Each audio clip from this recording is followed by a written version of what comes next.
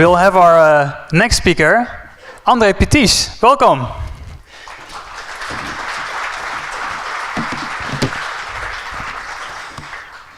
And for anyone that hasn't heard of Andrei, I think you definitely have seen him on the news many times in the last weeks, because I think I can congratulate you with a 2 million funding for your recent startup.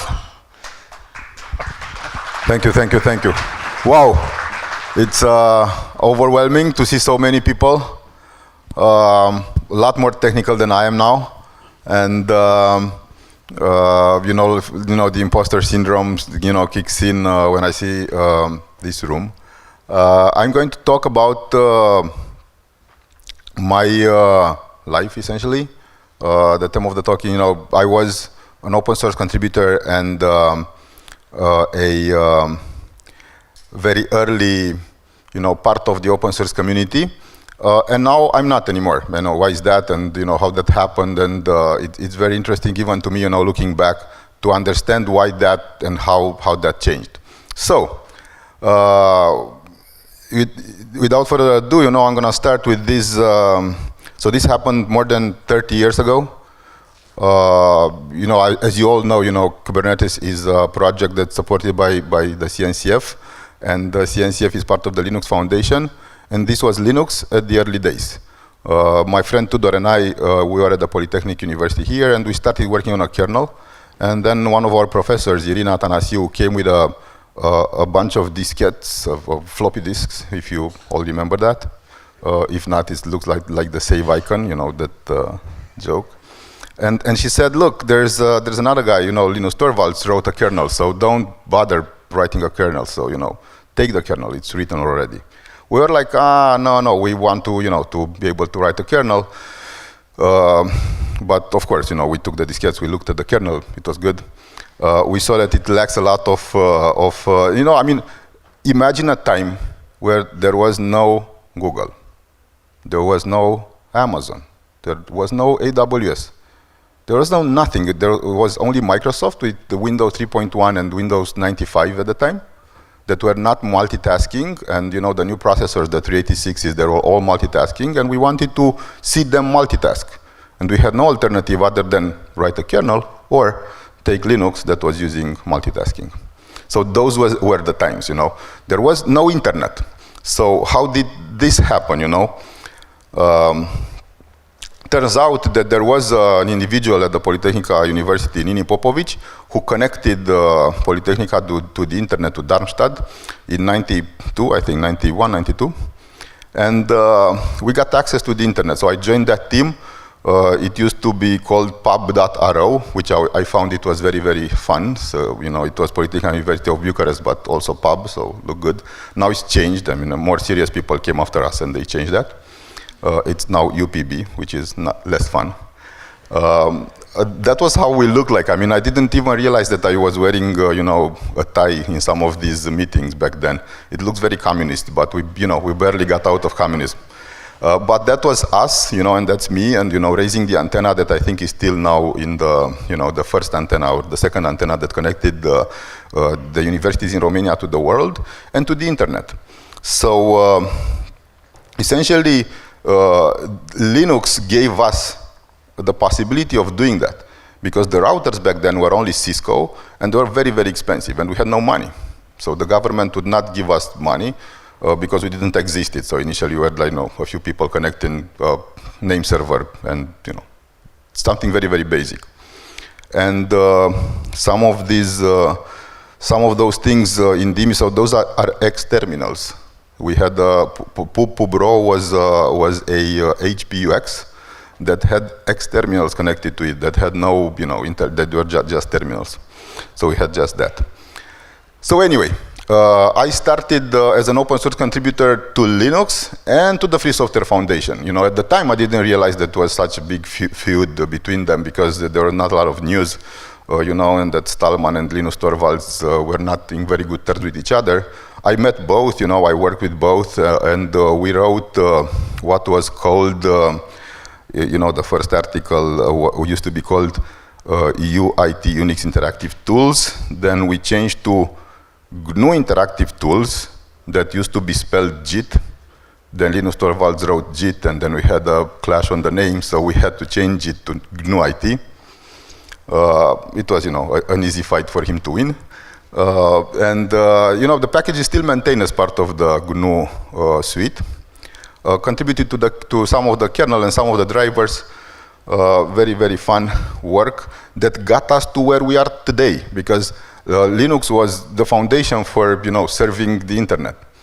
I was passionate about I was passionate about operating systems, about networking, and the internet. I did not do a lot of development other than mostly, very, very low-level stuff. But having done so and having been in an open source project like that, I got a huge international exposure that I didn't realize. It just happened so that I got a lot of emails from New Zealand, from Australia, from the US, thanking us, me and Tudor, for writing those tools for them to use. And that, with that also came a lot of requests for work. Can we write something for them? And got a lot of work done remotely. As you already figured out, I think that's a QR that you can access and put me questions.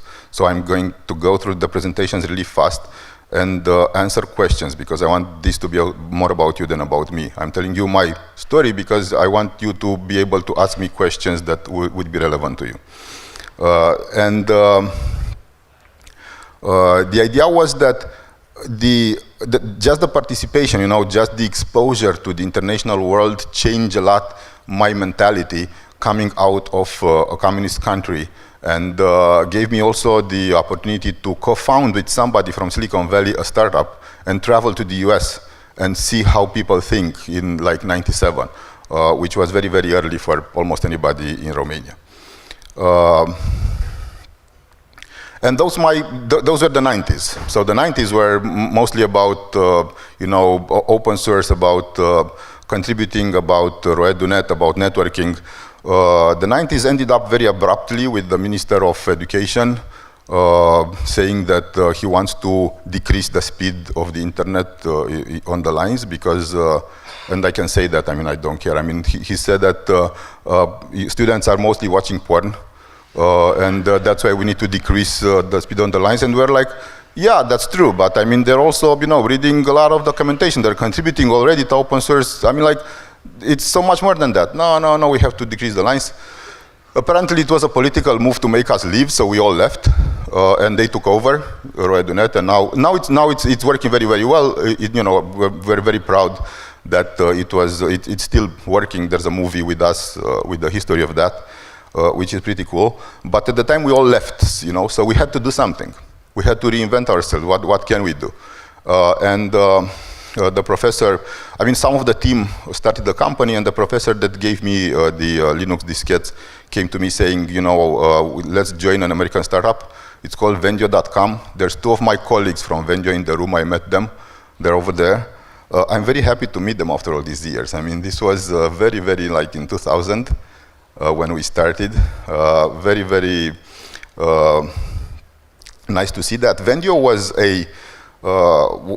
a very, very complicated animal that came with a lot of code that was written by somebody else and that was crap, with a lot of servers that were like I had to migrate from Sun servers running I forgot what database to MySQL on Linux, for instance.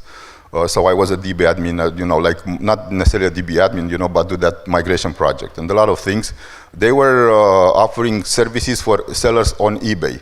And they were like about 10% of the auctions on eBay were launched through Vendio. So it was pretty big. So then I got to see, at Vendio, my next 10 years, let's say the 2000s, started with the dot-com crash.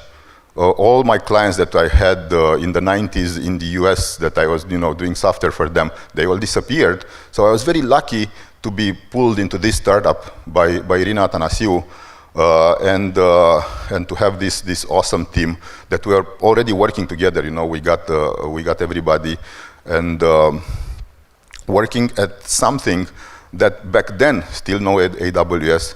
Google started to appear. But we're mostly, I had friends that got hired at Google at the same time as I got hired at Vendio, that was called AuctionWatch back then.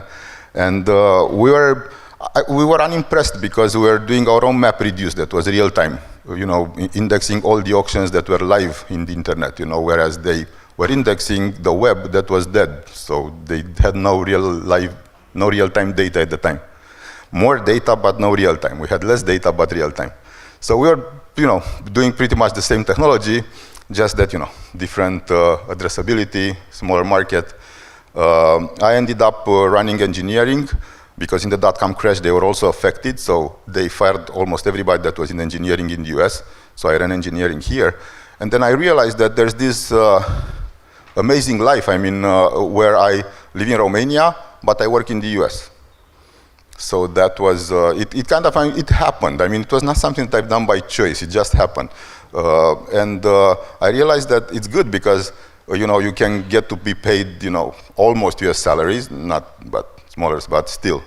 But live in Europe, which I loved. I love California, don't get me wrong, so I love San Francisco. I've been there since '97, and I've seen all the transformations. Even today, with all the caveats, I still love the area, I still love the people. I think the best, some of the smartest people in the world, they're concentrated there. And all the time I go there, I'm, amazed. But the idea is that at Vendio, we had our backend was somewhere in a bunker in the desert where you had palm recognition and going through a tunnel, then another palm recognition, then you'd go into a huge room with cages. My colleagues, I think, also remember there was like the eBay backend, the PayPal backend. We got into the PayPal backend. It was two Sun Enterprise back to back. And then some in a cage, and then a lot of front-end machines, one-unit machines. And at the time, I'm getting to the Kubernetes, but at the time, there was not just no Kubernetes, there was like nothing. You had to have people, stop the machines, start the machines, very, very funny. AWS appeared at some point in that period towards the end of my years at Vendio, and they switched to AWS, but during the day, only servers. Then I left Vendio and somehow got to lead Ixia, that was a hardware company, building testing products for, now it's Keysight. Anybody familiar with that? Builds testing products for routers and all sorts of networking equipment. So I've done a lot of hardware there. And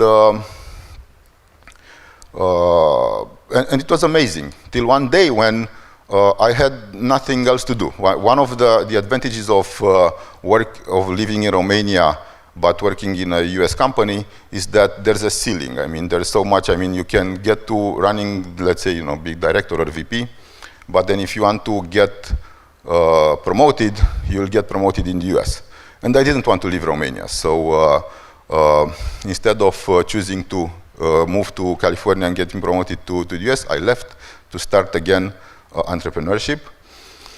And then I realized that there was no startup ecosystem. I was living pretty much in a dream with a lot of startup ecosystem in the US, but there was nothing in Romania. So I started to help co-found some of the initiatives that led, let's say, to the explosions of startups that you see today. One is Innovation Labs, the first pre-accelerator for students 12 years old, now the biggest pre-accelerator in the whole country. Tech Angels, the first angel group in Romania. Co-founded a lot of people. Nothing here is something that I've done alone. So everything here is something that I've done with people. And so one of the biggest things that happened when going from technical to doing less technical work was to work with people. And that's very different. And I've done it not very well at the beginning. I realized that I need to learn, so I went back to school, learn management, learn philosophy, psychology, and all of that. It's learnable. And if you knew me before, you'd realize that I was very, very technical, and now I'm less. So it's possible. So it's not. You have to want to. So co-founded, the startup ecosystem, invested in Clever Taxi that exited to My Taxi, was the biggest taxi hailing app in Romania. And then, because I had a background as a hardware, and also, that was a small period of me investing in things that you'll see came back again in 2020.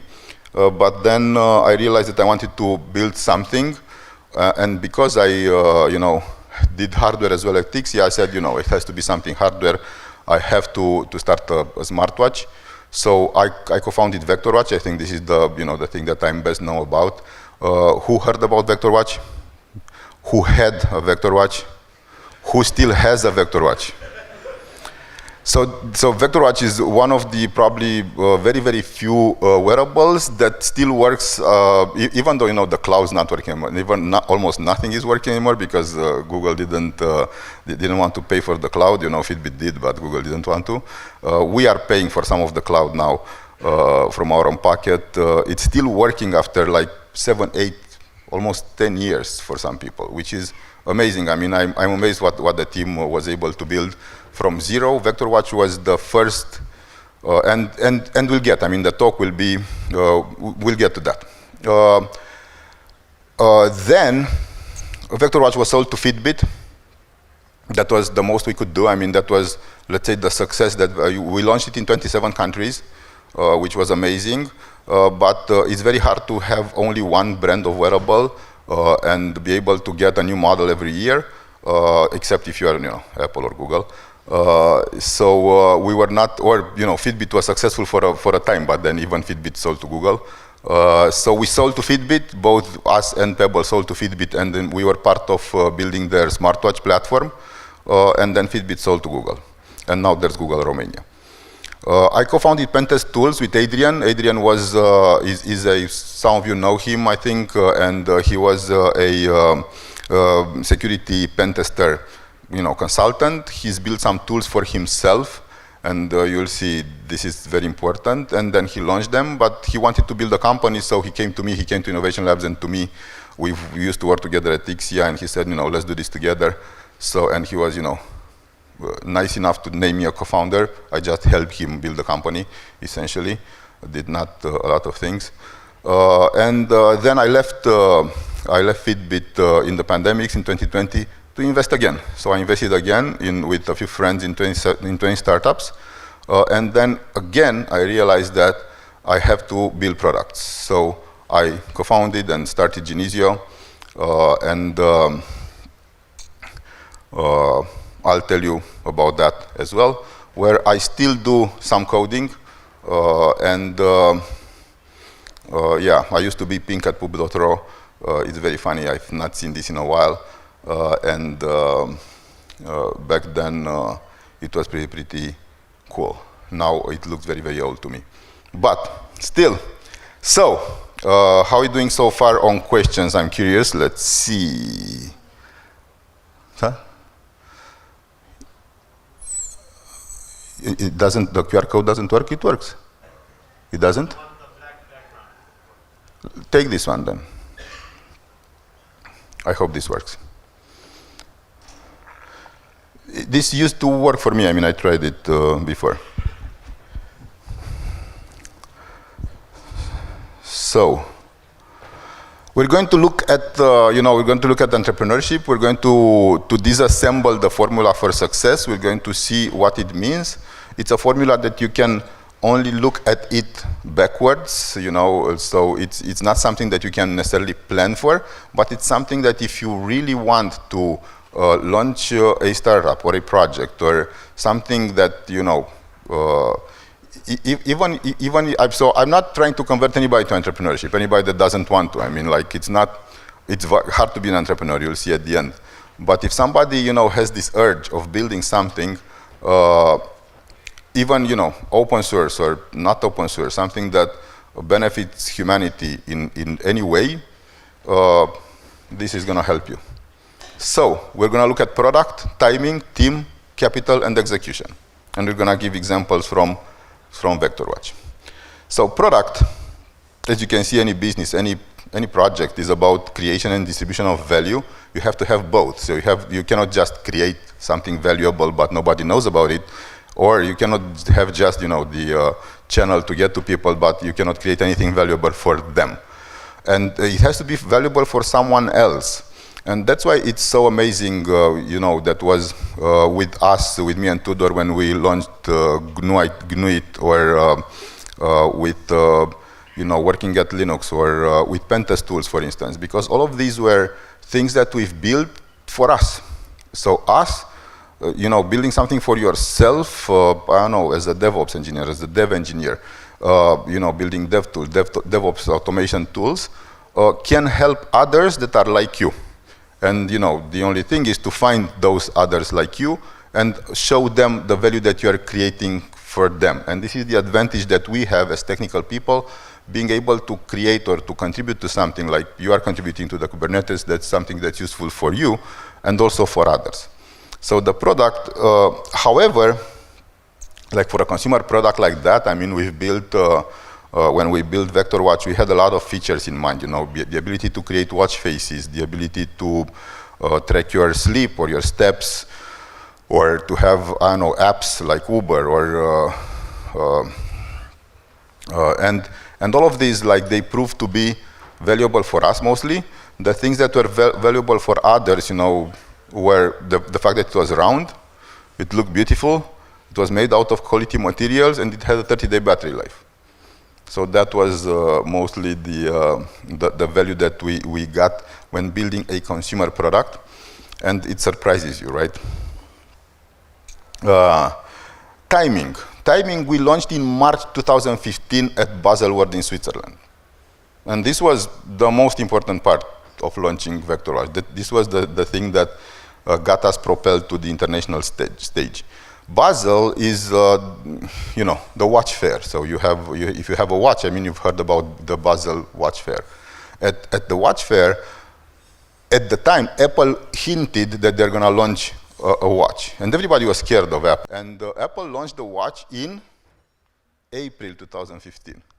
So we launched just before Apple, and there were hints that the Apple Watch is going to be rectangular. The whole watch industry thinks that watches have to be round, because they sell like only about 10% of rectangular watches. So when we went there, you'll see what happened, But how did we go there? I mean, did we have like a finished product that worked very well? Or did we go in this hall that looks so magnificent?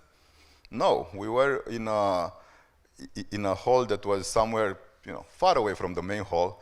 We had some arrows for the press and for people to come to our demonstration. And the product itself didn't, it looked good. It cost a lot to build the prototypes. And we didn't have the magnets for the chargers, so we used the, I don't know how to call this in English, cârlige de rufe in Romanian, to charge the watch. And it was not working. I mean, you had to, if you wanted to do a demo to a journalist, you had to reset it first. So it works a little bit and then it stops working. So that was, like they say, this is the direct manifestation. If you're not ashamed of it, I mean, you're launching too late. So we launched in March, just before the Apple Watch launched, and the press that we got at the event looked like this. And it was amazing to be compared to the Apple Watch. I mean, because, all that watches press, that they saw, a small startup from the UK, so that, we're not a startup from Romania. And I hope that you agree. I mean, nobody would buy a Romanian smartwatch. The designer of the watch was British. And the CEO at the time, we hired the CEO of Timex to present on stage. So we were, by all definitions, a UK startup. And that was part of the strategy. I mean, now I can launch Genezio from Romania. It's a dev tool. We know dev. But you cannot launch a watch from Romania. We don't know watches. We never made a watch. The funny thing is that I thought that before deciding UK, I thought that the UK did a lot of watches. Turns out they didn't. So they only had 1 or 2 watches. So anyway, but it was better than Romania for sure. And the timing was perfect. And we were very lucky with that. The team was very diverse. In order to, this is part of the founding team from Romania, but there was like, Joe Santana, who was the CEO of Timex, Steve Jarvis, who was the former designer at Nike Fuel Band, Steve Araya, we had our connection in Japan. Sharp made the first round display for us and for Philips, and he was instrumental in convincing them to do that. Radu Georgescu believed in us, and he was an investor. So a very diverse team that's usually very hard to manage. Luckily, if you are building a dev tool, the team will not be so diverse. But if you want to build like a watch, you have to have very diverse team, and they're very hard to manage. Good things and bad things. Then capital. Now you have a lot of capital. So now if you, if you start something and you have a good idea, you have a good business plan, you have a good product, then you can get capital from any of these guys. I'm not going to insist on that. You can ask me questions. The thing is that you have to have execution as well. And if you are building a software product, you have to have product guys, user experience, DevOps, engineering, go-to-market, sales, marketing, finance, corporate, legal. So you have to know all that, which is overwhelming. I mean, a lot of people don't start because they don't know all that. I started, had I known what it will require to do Vector Watch, I would have not started. So sometimes ignorance is bliss. You just jump and then you'll see what will happen. I promise you, you're some of the brightest guys. You're doing DevOps and Dev. You're very bright, right? So you're gonna figure it out. You don't know that, but you can learn them. And my leadership, my execution, the thing that I used for my team to help them, steer in the right direction, and the right direction was quality, was that it was important for me that the watch will work all the time. That was the only thing that I cared about. They could come up with like features or things to do or things of not to do. The most important thing was for the watch to be always running, because that is what gives the impression of quality. And we wanted it to be very, very quality. And the funny thing is that we had from the whole batch that we've made, a few of the processors were defective from Philips, and they were resetting themselves. And I had one of those watches, it was resetting. So I was very upset. What did you do? It's resetting. And they said, I think it might be a hardware problem. I don't know. So they're very, very upset as well. A few days, and a few releases down the road, I was like, it's not resetting anymore. So the watch, it's good. It's not resetting anymore. And they're like, you have one of the worst samples. It's resetting 100 times per day, but we've done it in such a way that we are hiding all the resets. We know how much the reset takes, and we save the time all the time in memory. So after a reset, we adjust the time so it doesn't remain back. So they hit it. So what could you do? There are thousands of watches that were in this. We could have thrown them away, but they've done it in such a way that it was not crashing. So the formula for success, and we're gonna go back to questions. I hope there's more. Yes. And I have some more time, I think, till. You have to have a product that's unique or quality. You have to have perfect timing, which is why this formula cannot apply when looking in the future. You have to have a diverse team, or a team that's adequate to the project. You have to have adequate capital, in the sense that if you raise too much money or too little money, it's going to be very difficult. If you raise too much money, all you're going to think about is how do I spend the money, instead of how do I make money. So don't raise too much money if you want to do that. And then you have to have resilient leadership for execution. And this is something that I added to the speech recently, because I think it's very important to understand what is resilience. So resilience is the ability to be happy all the time, to build, because you're happy, you want to build your startup, you have to be happy. And in order to be happy, happiness is, like we all know, it's perceived reality minus expectations. You have to have very low expectations. So that's true. And you have to have very high, you have to aim very high, but expect very low. And then good things will happen to you. Because a lot of people, they aim low and then they expect that, and they're disappointed.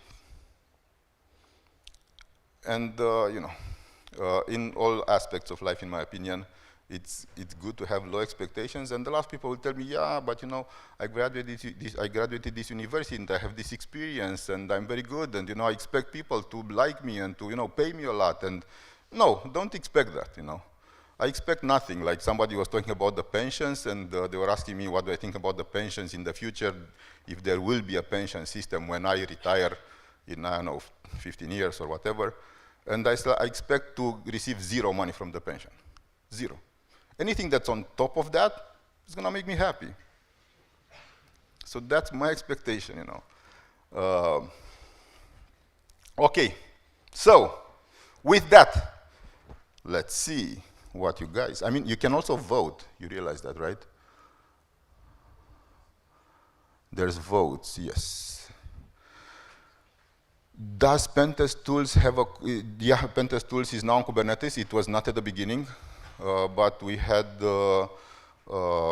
very good advice from Bogdan Druțu. Do you know him? He's now at Snowflake. He was at Google. He's built OpenTelemetry, OpenCensus, if you know those projects at Google. So now we have Kubernetes. It's very small. How do I make it bigger? Like this. How do you feel when you see successful businesses that you exited being closed, killed by the great players in the market? Sad. It happened. Look, I don't get attached to businesses, and I've said that many times. So a business is not your child. A business is a business, and if you get attached to a business, then your decisions are going to be very much sentimental rather than rational. So don't get attached to businesses. Get attached to people, to dogs. Don't think of your company, let's say if you have a company, as your child. If you want a child, make a child. Don't make a company. Having said that, Clever Taxi, for instance, was bought by My Taxi and then by Free Now was closed, and it was criminal because there are a lot of taxi drivers calling us after that saying, you have to put Clever Taxi back again. It was working very well. And Vector, the brand itself was not bought by Fitbit, and the watch itself was discontinued. We've used some of the technology, but not the brand itself, because Fitbit was a mono-brand company. That was what they knew. They knew only one brand, Fitbit. It was a mistake, in my opinion. Companies that have multiple brands succeed in wearables. But this is who they were. And then they sold to Google. And, now Google, I think, is killing that. I don't know. But I'm just saying, because they also want to make one watch. If you're Apple and you have multiple devices, you can have one watch because you have a phone, you have a laptop, you have a lot of devices that can make up for less demand or more demand in the market. But if you only have one device, and I'm sorry Google is a great company, just not on hardware, not on consumer hardware. They are great on networking hardware, not on consumer hardware. Best coffee roasters in Bucharest. I'm an Origo fan, but there's others. There's Bob. There's a few others that are good. You have to taste and see what kind of flavor profile you like. And the best way, I think, to go to a roastery and taste that. Linus versus Stallman. To me, Linus in a way, I'm more like Linus. One of the discussions, I looked for it, I couldn't find it anymore, on kernel archive, in the archives of Linux kernel discussions, was about me coding at night, and he was asking me why, and I said I have a small daughter and she's crying, and he was giving me advice on giving her sugar water to stop her with tummy problems, because he also had a daughter that was practically the same age. So from that point of view, we're more similar. Stallman came here in '93 or '94, and he sat on the cathedra in the front and telling all the students, like a big stage like this, saying, "I will never get married." I had a few friends that married and their life turned to shit. I will not do that. And kids, oh no, I will never have kids. So they are very different individuals. I think both were very important for what Linux meant. I spoke and I worked with both, and I think that that is my superpower that I developed over the years, to work with very different people. And that's what helped me do VectorWatch and other things. I can work and relate with very different people that would hate each other. That's why it's very hard for me to do even a birthday party, because I cannot invite people that hate themselves.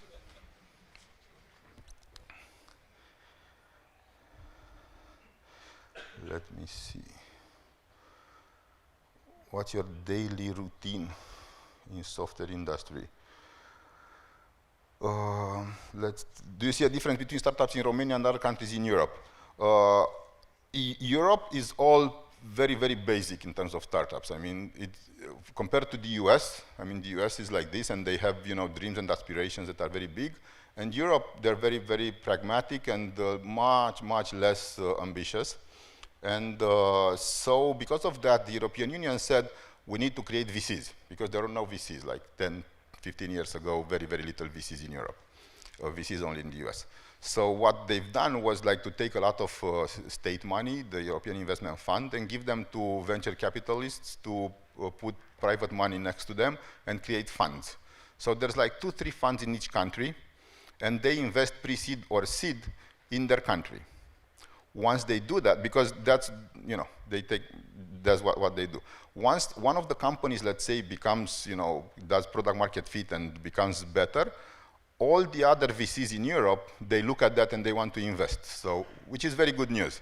But it's the same everywhere. I think that sometimes in Romania you can find teams that are more ambitious than in other countries of Europe, where, I don't know, I think, but other than that, I think that Europe is still at the beginning in the startup ecosystem, whereas the US, of course, is very, very mature. The startup ecosystem in Romania is very, very good right now. In my opinion, in the last few years, the funds, Gapmind, the early game, there's Tech Angels.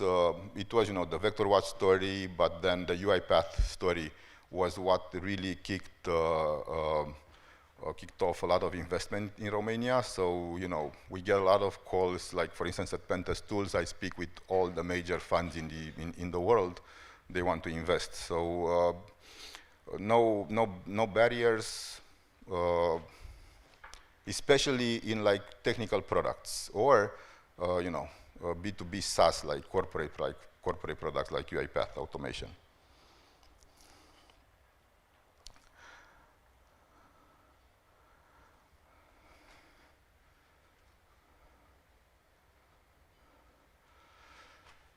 Yes, I'll finish with that. I have 1 more minute left. So building your own story.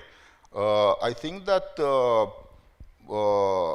my story was influenced by a lot of people, but mostly on the conversations that I was in.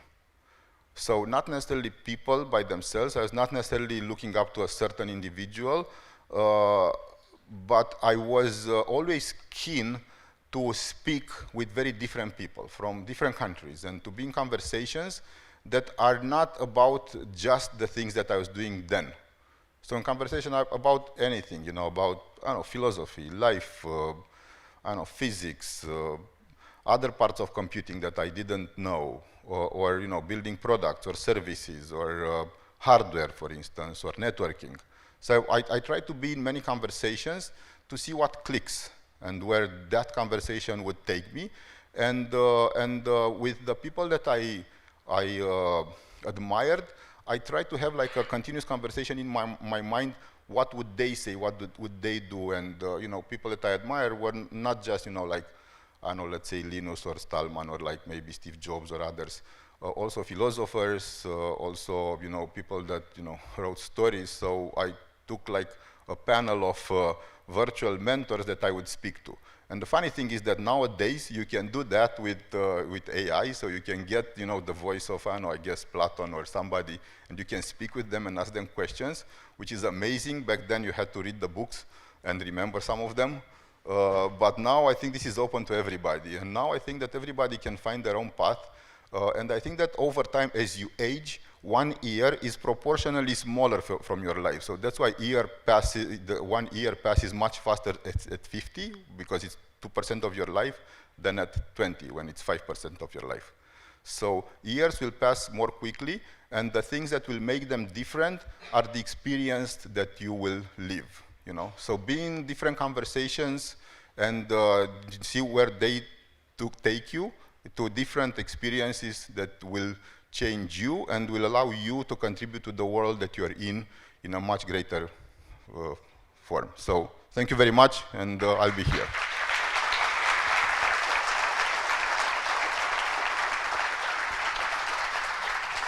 Thank you, Andrei. And thank you, Joseph. I think it was an amazing opening of the first cloud conference of Romania. And I actually forgot to say it, but this is also the first cloud native conference of Eastern Europe. So I think that also deserves an applause.